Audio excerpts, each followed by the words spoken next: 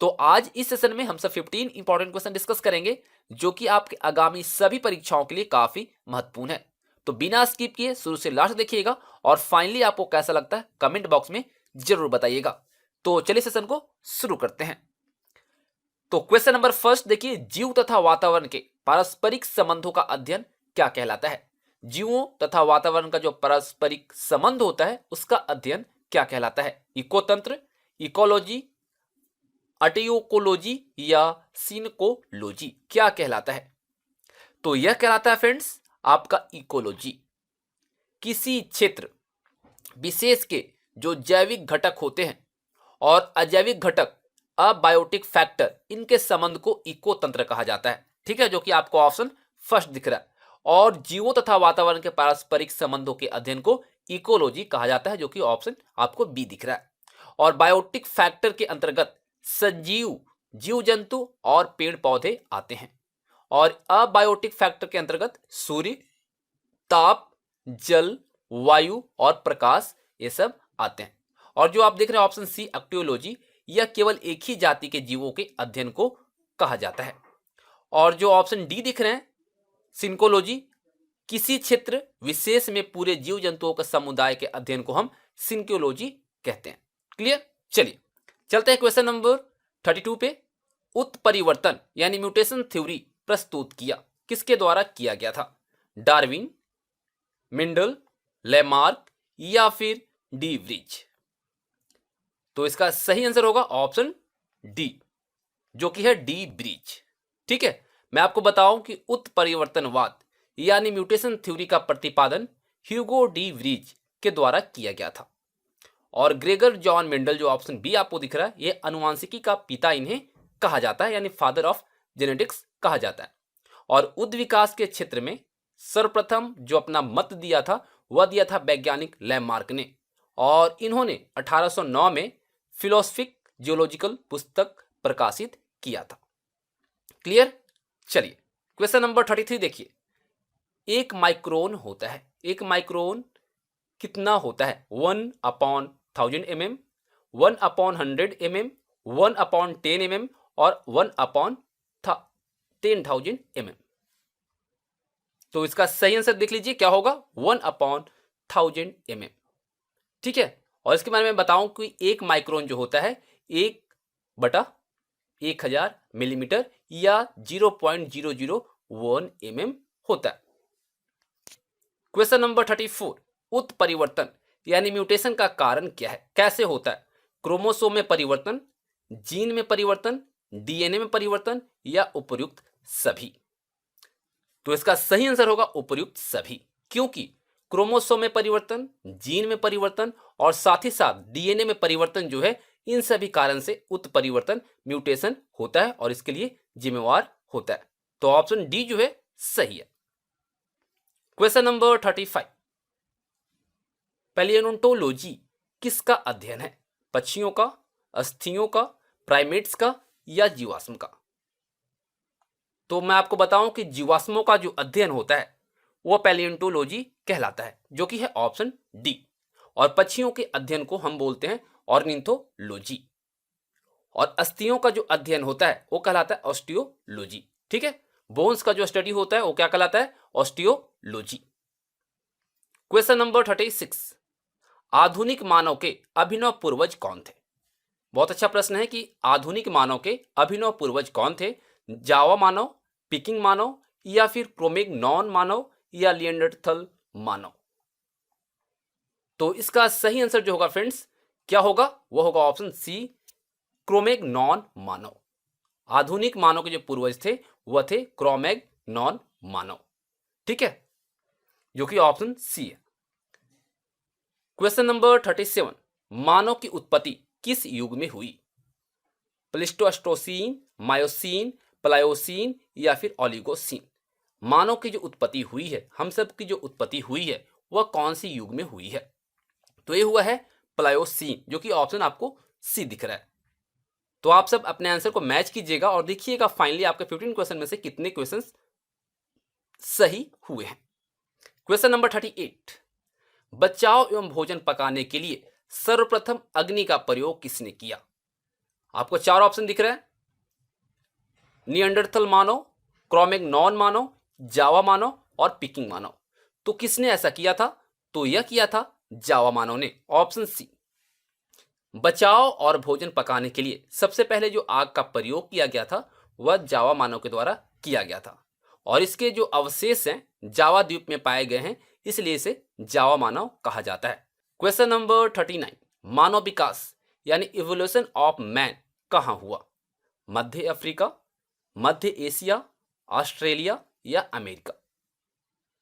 तो ये हुआ है मध्य एशिया में, ऑप्शन बी। ठीक है, आप याद रखिएगा मानव विकास मध्य एशिया में हुआ है। एवोल्यूशन ऑफ मैन जो हुआ है वह हुआ है मध्य एशिया में, सेंट्रल एशिया में। क्वेश्चन नंबर 40, निम्नलिखित में से कौन आधुनिक मानव का सबसे निकट संबंधी है? ओरेंगुटून, गौरिला, गिब्बन या इनमें से कोई नहीं? तो आई विश आप सभी ने टिक कर लिया होगा, सही आंसर होगा गौरिला। ठीक है, आधुनिक मानव का सबसे निकट संबंधी जो है वह गौरिला को माना जाता है, जो कि है ऑप्शन बी। क्वेश्चन नंबर 41, किस अवस्था में एरिथ्रोब्लास्टोसिस फिटलेसिस रोग गर्भपात कर सकता है? ऑप्शन फर्स्ट है RH माइनस पति होना चाहिए, साथ ही साथ RS माइनस पत्नी होगी तब, या फिर RH माइनस पति और RH प्लस पत्नी, या फिर RH प्लस पति तथा RH माइनस पत्नी, या फिर RH प्लस पति तथा RH प्लस पत्नी। किस अवस्था में ऐसा होगा? तो ऑप्शन सी जो है इसका सही आंसर होगा। ठीक है, और मैं बताऊं कि लैंड स्टीनर और वेनर ने 1940 में रिहेसस मंकी पे यह विशेष प्रकार का प्रोटीन पाया था जिसे हम RH फैक्टर के नाम से जानते हैं, और जिस व्यक्ति में RH फैक्टर पाया जाता है उसका जो ब्लड होता है वो RH प्लस, और जिसमें RH नहीं पाया जाता उसका जो ब्लड होता है वो RH माइनस कहलाता है।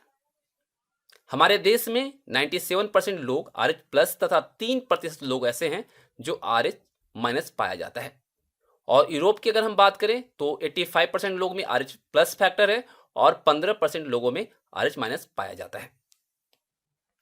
क्वेश्चन नंबर 42, हेमोग्लोबिन में कौन सी धातु पाई जाती है या उपस्थित होती है? Cu plus, Mg plus, Fe plus या Zn प्लस? तो इसका सही आंसर आई विश आप सभी को पता होगा, सही आंसर जो होगा फ्रेंड्स होगा ऑप्शन सी Fe प्लस। ठीक है, हेमोग्लोबिन में Fe प्लस धातु पाई जाती है, और अब मैं आपको बताऊं कि Fe की कमी से जो रोग होता है वह इनीमिया रोग होता है, और Mg की कमी से जो ऑप्शन बी है इसकी कमी से पेशी तंत्र एवं तंत्रिका तंत्र का रोग होता है। और अगर जेडिन की बात करें, अगर ऑप्शन डी की बात करें तो इससे इंसुलिन कार्यकी की आवश्यकता होता है, और इसकी कमी से उपापचयी क्रिया प्रभावित होती है, अफेक्टेड होता है। और Cu की बात करें तो पौधे श्वसन का और प्रकाश संश्लेषण के लिए ये काफी आवश्यक होता है, और इसकी कमी से पौधे में जो स्तंभ होते हैं उनका डाइबैक रोग होता है, यानी डाइबैक ऑफ शूट्स रोग होता है पौधों में। तो ऑप्शन सी करेक्ट आंसर है 42 का। क्वेश्चन नंबर 43 कहता है गुणसूत्रों यानी क्रोमोसोम पर जीनों की उपस्थिति का क्रम क्या है? गोलाकार, कुंडलिनीकार, रेखाकार या उपरोक्त में से कोई नहीं? तो आई विश आप सभी को इसका आंसर पता होगा, सही आंसर होगा लीनियर यानी रेखाकार। ठीक है, गुणसूत्र जो होते हैं यानी क्रोमोसोम जो होता है उस पे जीनों की जो उपस्थिति का क्रम होता है वह लीनियर होता है, रेखाकार होता है। क्वेश्चन नंबर 44, AB रुधिर वर्ग के व्यक्ति का रुधिर दिया जा सकता है। अगर आपका ब्लड ग्रुप AB है, ठीक है, तो आप किसे ब्लड दे सकते हैं, किसे डोनेट कर सकते हैं? ब्लड ग्रुप A को, B को, AB को या O को? तो आई विश आप सभी ने टिक कर लिया होगा, सही आंसर होगा ऑप्शन सी AB को। ठीक है, AB रुधिर वर्ग के जो व्यक्ति हैं उनका रुधिर सिर्फ AB वर्ग वाले व्यक्ति को ही दिया जाएगा। मैं आपको बताऊं कि AB ब्लड ग्रुप जो है इसे यूनिवर्सल एक्सेप्टर ग्रुप कहा जाता है, यानी सर्वग्राही रक्त समूह कहा जाता है। और जो O ग्रुप आपको दिख रहा है जो कि ऑप्शन डी है, इसे यूनिवर्सल डोनर ब्लड ग्रुप कहा जाता है, यानी सर्वदाता रक्त समूह कहा जाता है। कहने का मतलब किसी को भी ब्लड दे सकता है और AB किसी से भी ले सकता है।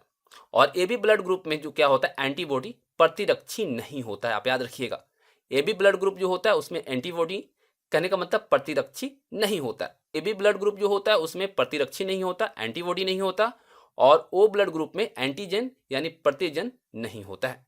ठीक है, ये दोनों की जो मेन फैक्टर है आपको याद रखना चाहिए। इसी वजह से AB जो है यूनिवर्सल रेसिपिएंट है और O ब्लड ग्रुप जो है वह यूनिवर्सल डोनर है। क्वेश्चन नंबर 45, निम्नलिखित में से लिंग सहलगन यानी सेक्स लिंक्ड रोग है। क्षय रोग, धनुजांगता, वर्धान्यता या फिर निकट दृष्टि दोष। कौन सी रोग है जो कि लिंग सहलगन के द्वारा होता है? तो फ्रेंड्स इसका सही आंसर होगा वर्णांधता, ऑप्शन सी जो है कलर ब्लाइंडनेस लिंग सहलन सेक्स लिंक्ड रोग है।